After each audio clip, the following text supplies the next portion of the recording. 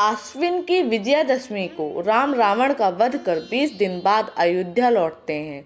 तब उनके राज्याभिषेक में परम ब्रह्म के रूप में भगवान राम संपूर्ण ऐश्वर्य के साथ सिंहासन पर विराजते हैं।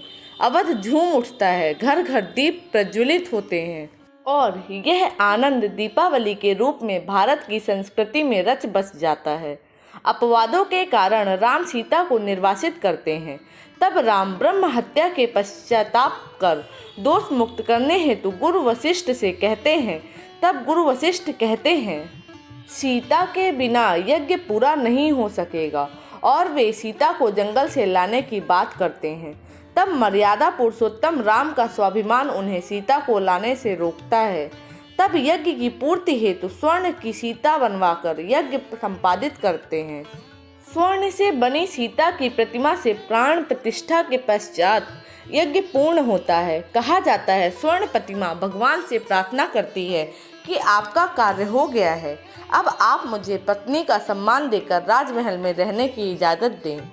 प्रभु आश्चर्यचकित होते हैं और कहते हैं, वे एक पत्नी का व्रत रखे हैं और उन्हें पत्नी नहीं बना सकते। स्वर्ण प्रतिमा का हट के समक्ष वे झुकते हैं और वचन देते हैं, अगले श्री कृष्ण अवतार में वे उन्हें अपनी सबसे श्रेष्ठ और प्रिय का स्थान देंगे और तब तुम राधा बनकर आओगी। प्रतिमा हट करती है तो राम उन्हें श्राप देते हैं कि जब राधा के रूप में तुम मिलोगी तो हमारा वियोग होगा और तुम्हें मेरी प्रतीक्षा का वियोग झेलना होगा। सीता की स्वर्ण प्रतिमा राधा के रूप में अवतरित होती है और कृष्ण की अलाहदिनी शक्ति के रूप में राधा ही श्री कहलाती हैं। जब सीता को निर्वासित किया गया तब वे अन्याय का शिकार हुईं, पर उन्होंने राम के खिलाफ एक शब्द भी नहीं कहा। राम सीता के इसी स्वाभिमान के कारण अपने अंदर टूटते गए, पर प्रगट में कहीं भी ये दिखने नहीं दिया। लेकिन कृष्ण अवतार में राधा से मिलने बिछुड़ने का दर्द असीमित था, जिसे राधा ने प्रकट नहीं किया। कृष्ण ने वियोगी राधा को आंखों से आंसू न लाने का वचन लिया और राधा के अंतर्मन का दर्द वे समझ सकती थीं।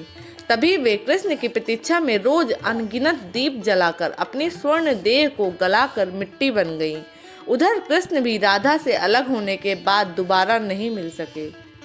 कृष्ण विछोह के बाद राधा का पूरा जीवन ऐसा हो गया जैसे कोई माटी की मूरत हो। स्वर्ण सीता की मूरत से मूरत बनी राधा के जीवन में विछोह है।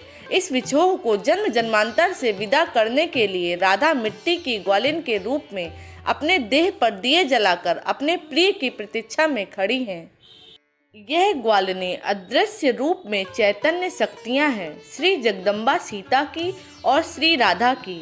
दीपावली पर हर ग्वाला मिट्टी की गढ़ी हुई इस ग्वालिनी राधा को लक्ष्मी के स्वरूप में पूजता है। दिन बीते, बरस बीते और युग बीते, पर आज भी ये ग्वालिनी राधा विरथ राम की राह को प्रशस्त करने तथा सारथी कृष्ण को आश्वस्त कर महामिलन की साक्षी बनने के लिए बार बार मिट्टी में मिलने के लिए माटी से गढ़ी जाती हैं और बार बार रांधी जाने वाली मिट्टी से स्वरूप लेकर अपने तन पर दिए रखकर जलते हुए अनंत अंधकार को अपने प्रकाश से तिरोहित करती हैं। यदि आप लोगों को हमारे वीडियोस अच्छे लगे तो चैनल को लाइक, सब्सक्राइब और शेयर ज़रूर करें।